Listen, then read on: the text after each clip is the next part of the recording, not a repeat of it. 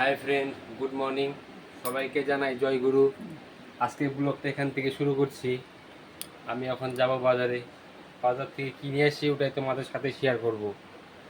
তোরা হ্যাঁ বলো। এই যে বাজার নিয়ে আসলাম, এই দেখো কি কিনে আসলাম। দেখাই তোমাদেরকে। প্রথমে এটা দেখাই, আছে মূলা, আর এখানে আছে উচ্ছে, আর এইখানটায় আছে টমেটো, আর এটা হলো আলু। এটা আলু। আর এইখানটায় আছে কাঁকরোল, পটল। এখানে আরো অনেক কিছু আছে। এইটা আছে ধনিয়া পাতা, আর এখানে হলো এই কচু। এখানে আছে দুটো শসা,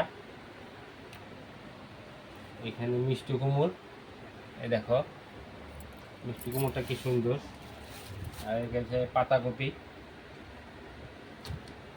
আর এখানটায় আছে বেগুন, 4টে বেগুন। এখানে আছে লঙ্কা,